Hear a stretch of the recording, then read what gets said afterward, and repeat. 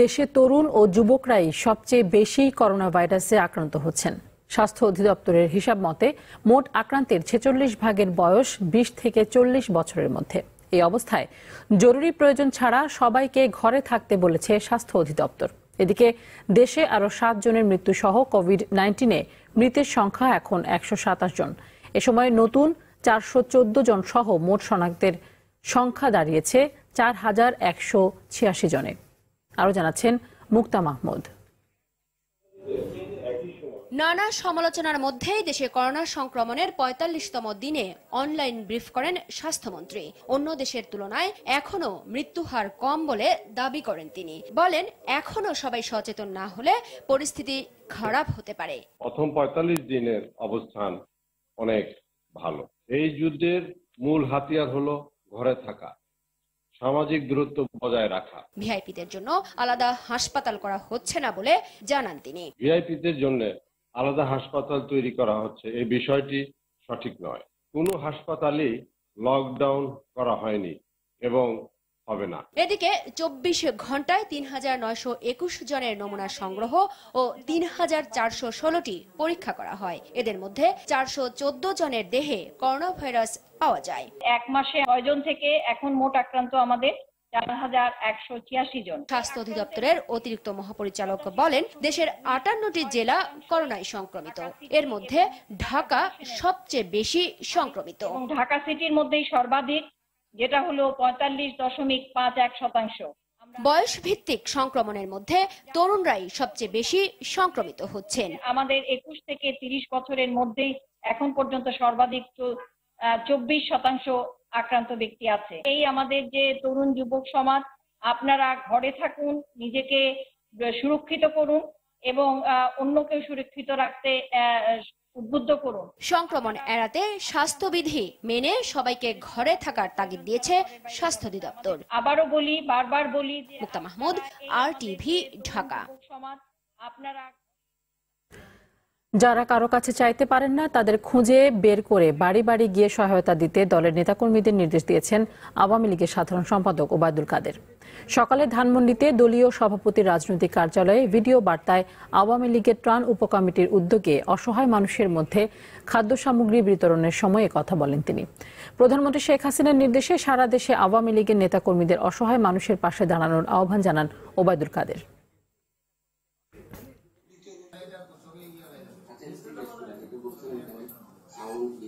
যাদের কর্ম ছিল, কর্ম হারিয়ে এখন দিশেহারা, অনেকেই মুখে বলতে পারে না, কিন্তু ভিতরে ভিতরে অনেক কষ্টের মধ্যে দিনাতিপাত করছে। এইসব লোকদের খুঁজে খুঁজে আওয়ামী লীগের ত্রাণ কমিটি ত্রাণ সামগ্রী বিতরণে, চিকিৎসা সামগ্রী বিতরণের যে উদ্যোগ নিয়েছে, এটা সত্যি প্রশংসনীয়। দেশের বিভিন্ন জায়গায় ত্রাণ ও স্বল্প মূল্যের টিসিবি পণ্য যেন চুরি থামছেই না। ফরিদপুর পৌরসভার প্যানেল মেয়রের বিরুদ্ধে ত্রাণ বিতরণে অনিয়মের অভিযোগে ১০,০০০ টাকা জরিমানা করেছেন ভ্রাম্যমাণ আদালত। এছাড়াও জেলার বোয়ালমারীর ঘোষপুর ইউনিয়নে হতদরিদ্রদের তালিকা প্রণয়নে অনিয়মের অভিযোগে ৩ জনের ডিলারশিপ বাতিল করা হয়েছে। নড়াইলের চিত্রা নদীতে টিসিবির খালি তেলের বোতল উদ্ধারের ঘটনায় টিসিবির ডিলার খোকনকে গ্রেফতার করেছে পুলিশ। এ সময় ৩টি ড্রামে রাখা ৫,০০০ লিটার তেল ও ২৩,০০০ কেজি চিনি জব্দ করা হয়। মৌলভীবাজার সদর উপজেলার রাঙ্গুনিয়া গ্রামের ডিলার নূপুর চন্দ্র রায়ের বাড়ি থেকে ৩৮৫ কেজি খাদ্য বান্ধব কর্মসূচির বরাদ্দকৃত চাল উদ্ধার করেছে র্যাব। অন্যদিকে হবিগঞ্জ পৌরসভার ত্রাণ বিতরণের অনিয়মের প্রতিবাদে রাজনগর কেন্দ্রীয় সরকারি প্রাথমিক বিদ্যালয়ের সামনে মানববন্ধন করেছেন বঞ্চিতরা।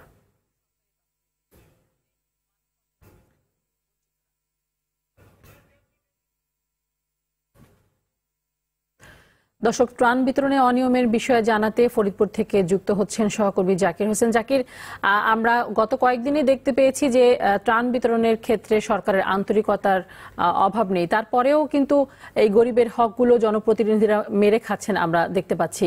তারা আসলে এই ধরনের কাজ কেন করছেন, আর যারা এই ধরনের কাজ করছেন তাদের পরিবারও কি অভাব রয়েছে কিনা?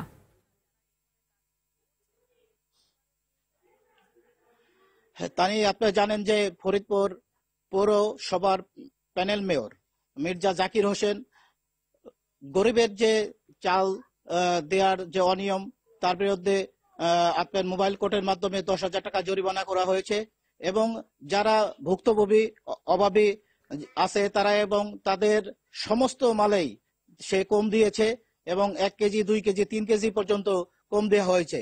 এই কম দেওয়ার বিষয়টি জেলা প্রশাসকের কাছে সরাসরি এই ভুক্তভোগীরা জানিয়েছে এবং মিছিলও করেছে। এই জানার পর জেলা প্রশাসক অতুল সরকার জানার পর ফরিদপুরের উপজেলা নির্বাহী অফিসার কে দিয়ে তার মোবাইল কোর্টের মাধ্যমে তাকে জরিমানা করা হয়েছে এবং এই বিষয়ে তাকে সতর্ক করে দেওয়া হয়েছে। এই পরবর্তীতে যদি আর কোনো ঘটনা ঘটে তাকে জেল জরিমানা করা হবে। অপরদিকে ফরিদপুরের বোয়ালমারীতে আপনার ঘোষপুর ইউনিয়নে 3 ডিলারকে সাসপেন্ড করা হয়েছে। তাদের কাছ থেকে 139 বস্তা চাল উদ্ধার করা হয়েছে। এই শেখ হাসিনা বলেছে যে একটি মানুষও না খেয়ে থাকবে না। এই গরিবের খাবার তারা জনপ্রতিনিধিরা মেরে খাচ্ছে। এই বিষয়ে জেলা প্রশাসক এবং ফরিদপুরের সাংসদ ইঞ্জিনিয়ার খন্দকার মোশাররফ হোসেন দৃঢ় কণ্ঠে বলেছে যে আমাদের যে সরকার বান্ধব কর্মসূচির খাদ্যগুলি আছে এইগুলি যদি কোনো ধন্যবাদ আপনাকে। দর্শক, এতক্ষণ ফরিদপুর থেকে জানাচ্ছিলেন জাকির হোসেন। চাঁদপুরের মতলব দক্ষিণে নায়েরগাঁও উত্তর ইউনিয়নের চেয়ারম্যান মিজানুর রহমান সেলিমের বিরুদ্ধে জেলেদের চাল বিতরণে অনিয়মের অভিযোগ উঠেছে। ভুক্তভোগীদের অভিযোগ, মৃত ব্যক্তিদের কার্ড ব্যবহার করে তাদের বরাদ্দকৃত চাল আত্মসাৎ করা হচ্ছে। তবে এমন অভিযোগ অস্বীকার করে ইউপি চেয়ারম্যান মিজানুর রহমান সেলিম বলেন, রাজনৈতিক প্রতিহিংসা পরায়ণ হয়ে একটি পক্ষ পরিকল্পিতভাবে তার বিরুদ্ধে এমন অপপ্রচার চালাচ্ছে। অন্যদিকে মতলব উপজেলা নির্বাহী অফিসার ফাহমিদা হক জানান, এ বিষয়ে জেলেদের পক্ষ থেকে একটি অভিযোগ পাওয়া গেছে। ঘটনা তদন্তে প্রয়োজনীয় ব্যবস্থা নেওয়ার আশ্বাস দেন তিনি।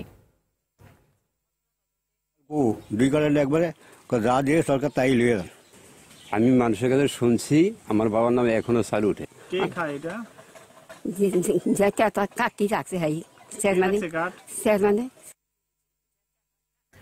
করোনায় ক্ষতিগ্রস্ত অসহায় ও কর্মহীন মানুষকে খাদ্য সহায়তা দিতে নিজের সঞ্চিত টাকা বিতরণ করা দানবীর ভিক্ষুক নাজিমুদ্দিনকে শেরপুর জেলা প্রশাসনের পক্ষ থেকে সংবর্ধনা দেওয়া হয়েছে।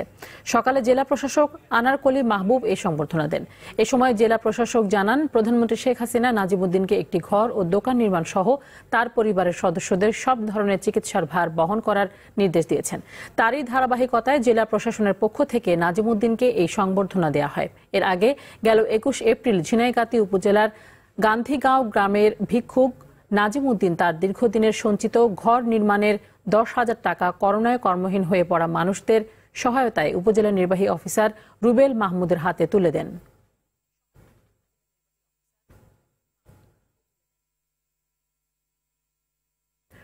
রমজানে ঘরেই তারাবির নামাজ আদায়ের পরামর্শ দিয়েছেন বিশিষ্ট ইসলামী চিন্তাবিদরা। মহামারীর কারণে মসজিদে তারাবির নামাজ আদায় করতে না পারলেও রোজার কোনো ক্ষতি হবে না বলে জানিয়েছেন তারা।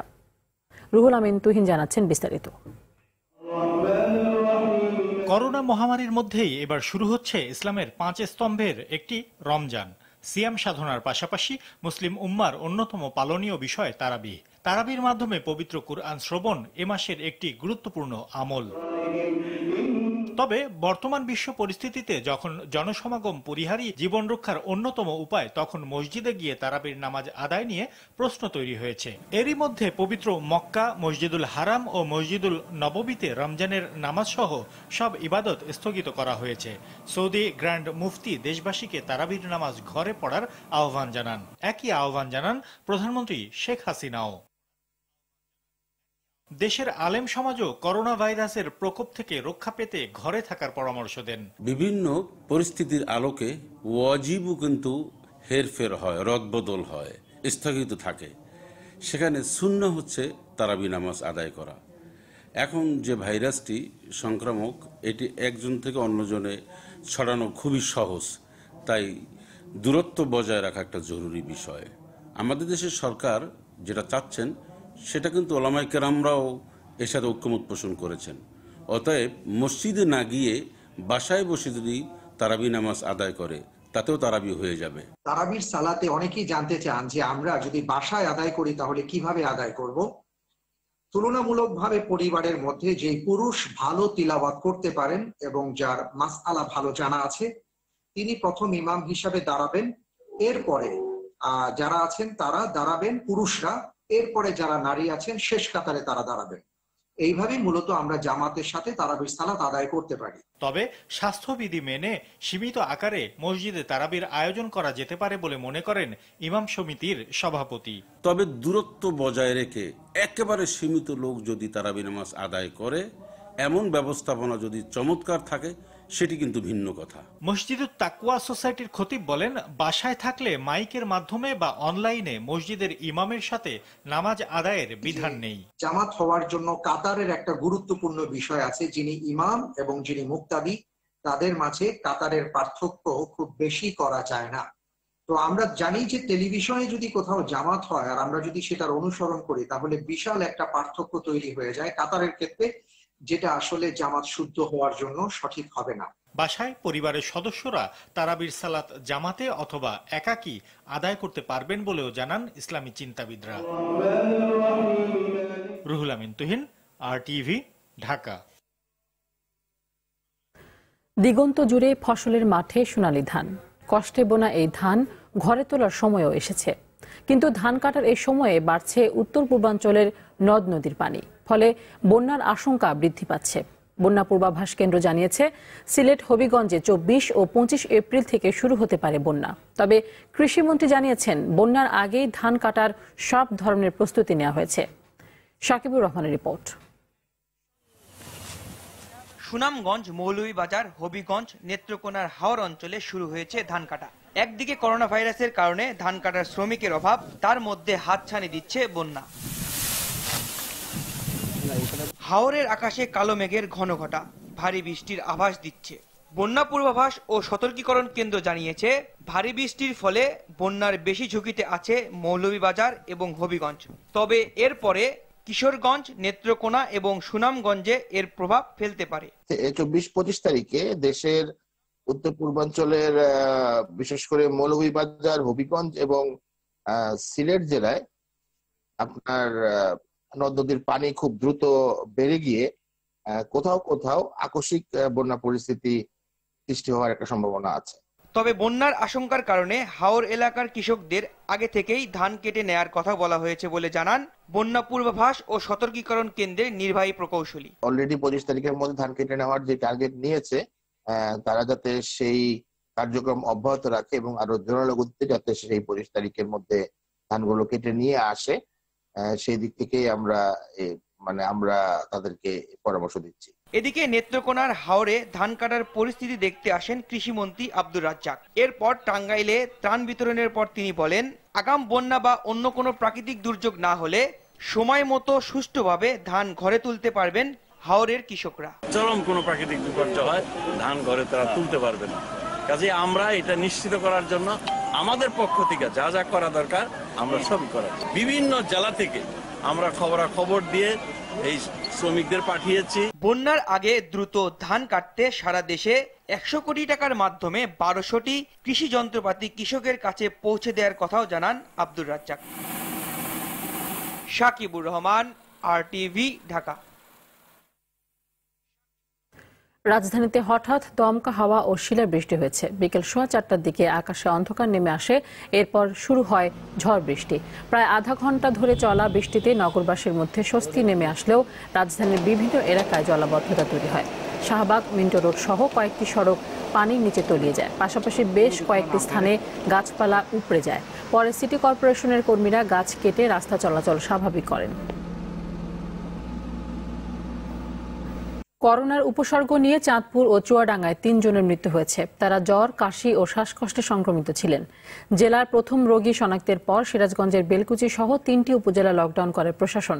গাইবান্ধায় করোনা সংক্রমিত যুক্তরাষ্ট্র প্রবাসী সুস্থ হওয়ার পর আবারও করোনা শনাক্ত হয়েছে। বিভিন্ন জেলায় হাট বাজারে সামাজিক দূরত্ব মানছেন না মানুষ। জেলা প্রতিনিধিদের তথ্যচিত্রে আরো জানাচ্ছেন নাদিরা সুলতানা। করোনা রোগীর উপসর্গ নিয়ে চাঁদপুর জেলা সদর হাসপাতালের আইসোলেশন ওয়ার্ডে চিকিৎসাধীন ছিলেন এক বৃদ্ধা ও কিশোরী। সেখানে চিকিৎসাধীন অবস্থায় তাদের মৃত্যু হয়। চুয়াডাঙ্গার জীবননগরের জ্বর, শ্বাসকষ্ট ও ডায়রিয়ায় এক নারী মারা গেছে। সেখানকার 5টি বাড়ি লকডাউন করা হয়।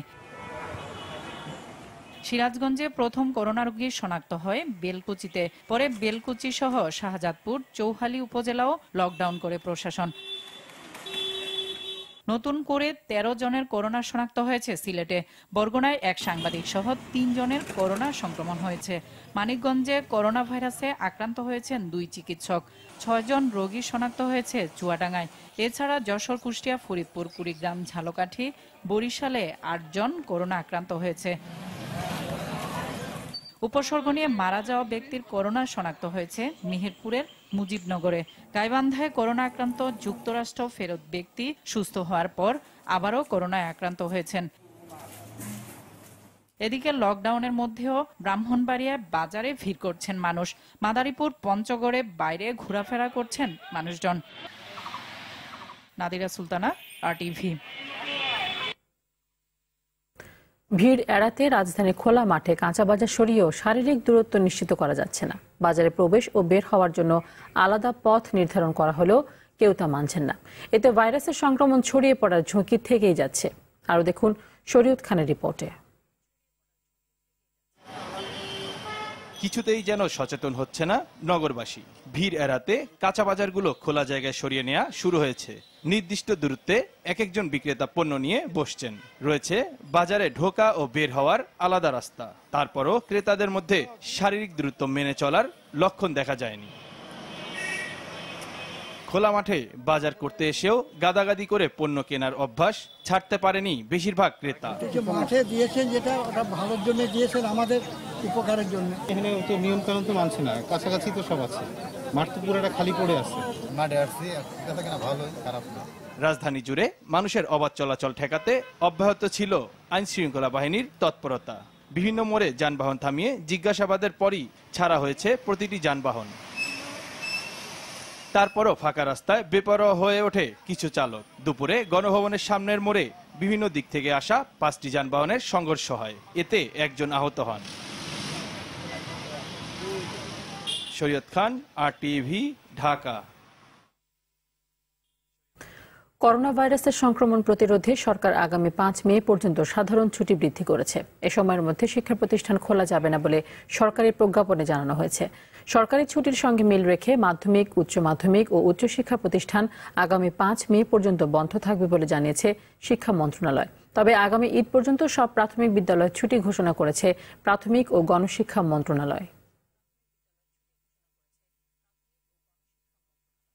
খাদ্য সহায়তা অব্যাহত রয়েছে এবং দুর্যোগকালীন সময় পার না হওয়া পর্যন্ত তা অব্যাহত থাকবে বলে জানিয়েছেন পানি সম্পদ উপমন্ত্রী এনামুল হক শামীম। বাংলাদেশ আওয়ামী লীগ ও ব্যক্তিগত উদ্যোগে শরীয়তপুরের নড়িয়ায় দুর্গম পদ্মার চরে 3টি ইউনিয়নের ঘরবন্দি প্রায় 1,500 পরিবারের মাঝে খাদ্য সহায়তা পৌঁছে দেওয়ার সময় এ কথা বলেন তিনি।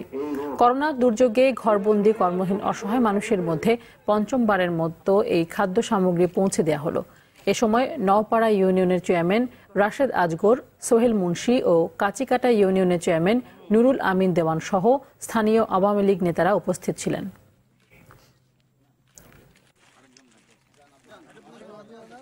ঘর থেকে যেন মানুষের বের হতে না হয়, আমরা ঘরে ঘরে খাবার পৌঁছে দেব। গুজবে কেউ কান দেবেন না, কিন্তু সবাই সতর্ক থাকবেন। আপনাদের সুখে দুঃখে আমরা আছি, থাকবো। মাননীয় প্রধানমন্ত্রী জননেত্রী শেখ হাসিনা আপনাদের সাথে আছেন, তার জন্য দোয়া করবেন।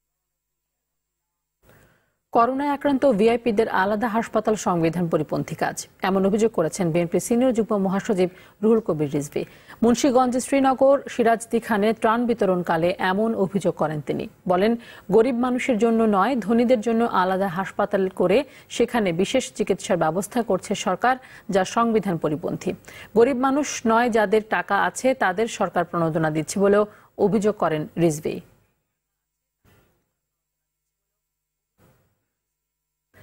দেশে সার ও লবণের পর্যাপ্ত মজুদ আছে। করোনায় এসব পণ্যের কোনো সংকট হবে না বলে জানালেন শিল্পমন্ত্রী নুরুল মজিদ হুমায়ুন। দুপুরে শিল্প মন্ত্রণালয়ের সংবাদ সম্মেলনে এই কথা জানান তিনি। রোজায় নির্ভেজাল খাদ্য নিশ্চিতে বিভিন্ন মুদি দোকানে বিএসটিআই এর অভিযান পরিচালনা করার কথাও জানান মন্ত্রী। রোজায় চিনিরও ঘাটতি হবে না বলে নিশ্চিত করেন শিল্পমন্ত্রী।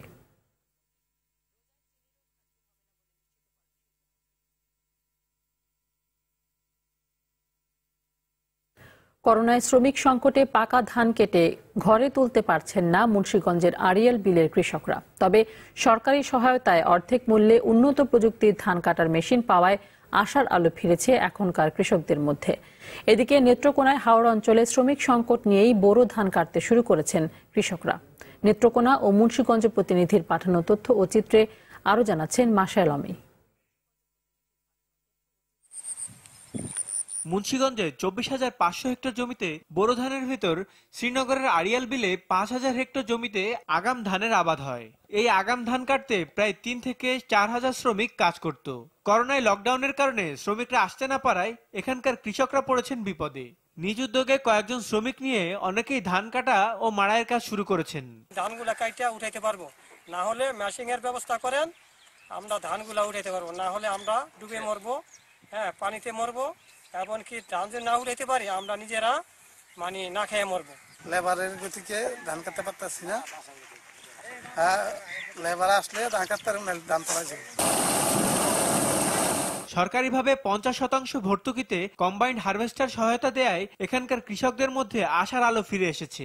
এই মেশিনে চালক সহ 3 জন শ্রমিক দিয়ে 1 একর জমির ধান কাটা, মাড়াই ও চাল বস্তাবন্দি করতে সময় লাগে মাত্র 1 ঘন্টা। এছাড়াও কৃষকদের ধান কাটার রিপার মেশিনও দেওয়া হচ্ছে অর্ধেক মূল্যে। একটা কম্বাইন্ড হারভেস্টার প্রতি ঘন্টায় 1 একর জমির ধান কর্তন, মাড়াই এবং বস্তাজাত করতে পারে এবং যার খরচ হবে সর্বোচ্চ 6 থেকে 7,000 টাকা। যে সমস্ত নিচু এলাকা এখন ধান পাকা শুরু হয়ে গেছে, এগুলা দ্রুত গতিতে কর্তন সম্ভব হবে। এই মুহূর্তে আমাদের শ্রমিক সংকট রীতিমতো রয়ে গেছে। এই কম্বাইন হারভেস্টার যদি ব্যবহার করা হয়, রিপার ব্যবহার করা হয়, তাহলে অতি দ্রুতই আমার এই কাজগুলো করা সম্ভব হবে। আসলে আড়িয়াল বিলের ধান কাটা নিয়ে আমরা যে সমস্যায় ছিলাম, আমাদের মাননীয় প্রধানমন্ত্রী জননেত্রী শেখ হাসিনার দক্ষ পরিচালনার কারণে অনেকটা লাঘবের দিকে। 7টা মেশিন প্রক্রিয়াধীন আছে, ওই মেশিন যে কারণে আমরা জমিগুলা ধান ফাঁকে রয়েছে, এই ধান গড়ে তুলতে পারবো কিনা জানি না। দূর দূরান্ত তো কামলাই তো এই করোনা ভাইরাসের লাগিয়া তো লোক সরাই না। এরপরে এই নেত্রকোনা জেলা আমার হাওড়ে মোট আবাদি জমি হল 40,865 হেক্টর জমি, 10,305 হেক্টর জমি কর্তন হয়ে গেছে। এখানে প্রায় 60টার মতো কম্বাইন হারভেস্টার এবং 10,300 শ্রমিক কাজ করছে। তা মাশায়েল আলী, RTV। গাজীপুরের শ্রীপুর উপজেলার জৈনাবাজার এলাকায় একই পরিবারের 4 জনকে গলা কেটে হত্যা করেছে দুর্বৃত্তরা। বিকেলে ঘরে ঢুকে তাদের হত্যা করা হয়। হত্যাকাণ্ডের শিকার 4 জন হলেন ময়মনসিংহের পাগলা থানার লঙ্গাইর ইউনিয়নের গোলাবাড়ি গ্রামের মালয়েশিয়া প্রবাসী কাজলের স্ত্রী ফাতেমা আক্তার, 2 মেয়ে ও ছেলে ফাদিল। তারা জৈনাবাজার এলাকায় জমি কিনে বাড়ি বানিয়ে বসবাস করে আসছিলেন। প্রবাসী কাজলের ছোট ভাই আরিফ জানিয়েছেন, তার বড় ভাই কাজল দীর্ঘদিন ধরে মালয়েশিয়া থাকেন। তার ভাইয়ের কোনো শত্রু নেই বলেও জানিয়েছেন তিনি। কে বা কারা এই ঘটনা ঘটিয়েছে তা জানা যায়নি। গলাকাটা মরদেহ দেখে তাদের চাচা আরিফুল ইসলাম পুলিশকে খবর দেন।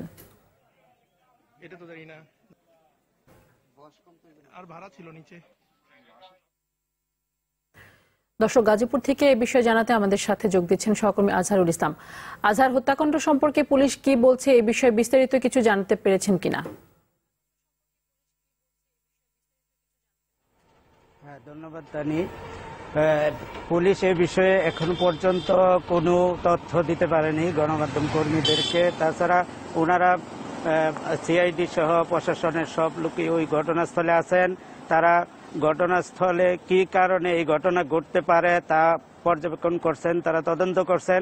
তদন্ত করে কিন্তু আমাদেরকে জানিয়ে দিবেন, এই কথাই বলেছেন গাজীপুরে পুলিশ শামসুন্নাহার সহ শ্রীপুর 3 আসনের এমপি ইকবাল হোসেন সবুজ। তারা আমাদেরকে এই তথ্য জানিয়েছেন। তাছাড়া এই আজ 2:30টা থেকে 3টার দিকে গাজীপুরের শ্রীপুরের জৈনাবাজার এলাকায় এই লোমহর্ষ ঘটনা ঘটে। এই ঘটনায় প্রথম এলাকাবাসী মনে করেছিল যে করোনার কারণে মারা গেছে। আসলে কিন্তু পরবর্তীতে তার চাচা সেই তথ্য, চাচা যখন বাড়িতে যায় গিয়া যখন দেখছে যে তারা গলা কাটা, তখন সে চেঁচামেচি করে বলছে যে আমাদের এই ভাইয়ের সন্তানদেরকে এবং ভাইয়ের স্ত্রীকে কে বা কারা মেরে ফেলেছেন। তারপর পুলিশকে খবর দেয়, পুলিশ ঘটনাস্থলে গিয়ে তারা তদন্ত করছেন। এখন এই ঘটনায় কেউ কিন্তু গ্রেপ্তার হয়নি, এই ঘটনায় কিন্তু কেউ গ্রেপ্তারও হয়নি এবং তদন্তের কি ঘটনা কিভাবে কে বা কারা মারছে সেটা কিন্তু প্রকাশ করতে পারেনি। ধন্যবাদ তানি। ধন্যবাদ। দর্শক, এতক্ষণ গাজীপুর থেকে জানাচ্ছিলেন আজহারুল ইসলাম। নকল N95 মাস্ক বিক্রির অপরাধে KS এমব্রয়ডারি অ্যান্ড পাঞ্চিং লিমিটেডকে 5 লাখ টাকা জরিমানা করেছেন র্যাবের ভ্রাম্যমাণ আদালত। বৃহস্পতিবার রাজধানীর উত্তরা 14 নম্বর সেক্টরে প্রতিষ্ঠানের গুদামে অভিযান চালিয়ে বিভিন্ন ক্যাটাগরির নকল N95 মাস্ক মজুদের সন্ধান পায় র্যাব। তবে নিম্নমানের না হওয়ায় মাস্কগুলো জব্দ করেনি র্যাব। অভিযান অব্যাহত থাকবে বলে জানান র্যাবের নির্বাহী ম্যাজিস্ট্রেট সারওয়ার আলম।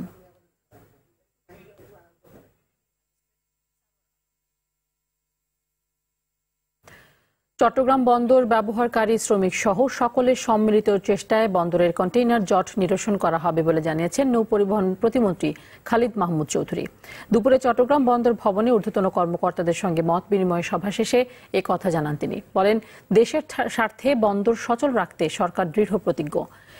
মন্ত্রী বন্দরের কন্টেইনার জট কমাতে BGMEA ও BKMEA সহ সকলকে এগিয়ে আসার আহ্বান জানান। নৌপরিবহন মন্ত্রণালয়ের সচিব জানিয়েছেন, চট্টগ্রাম বন্দরের কন্টেইনার জট কমাতে নানা পদক্ষেপ নেওয়া হয়েছে।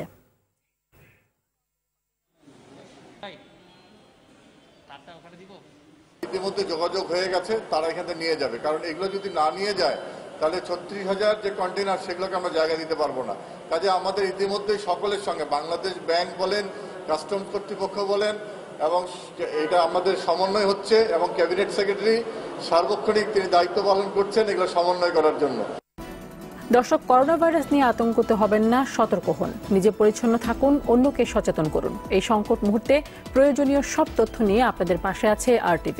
দর্শক, RTVর করোনা হেল্পলাইন সরাসরি সম্প্রচার হয় প্রতিদিন সন্ধ্যা 6টা ও রাত 9টায়। করোনা নিয়ে আপনার জিজ্ঞাসা, প্রশ্ন, অভিযোগ, মতামত জানান অথবা আপনার সংক্ষিপ্ত প্রশ্ন অথবা বক্তব্য ভিডিও করে আপলোড করুন RTVর ফেসবুক পেজে। সন্ধ্যা সংবাদ এই পর্যন্তই। RTVর সবশেষ সংবাদ জানতে যে কোনো মোবাইল ফোন থেকে 24141 নম্বরে ডায়াল করুন। আর মোবাইল ফোনের সংবাদ দেখতে অ্যাপ স্টোর, গুগল প্লে বা উইন্ডোজ স্টোর থেকে ডাউনলোড করুন RTV অ্যাপস। এছাড়া তাৎক্ষণিক ও বিনোদন সংবাদ জানতে বিশ্বের যে কোনো প্রান্ত থেকে ভিজিট করুন rtvonline.com, facebook.com/rtvonline এবং youtube.com/rtvdigitals। ধন্যবাদ সবাইকে।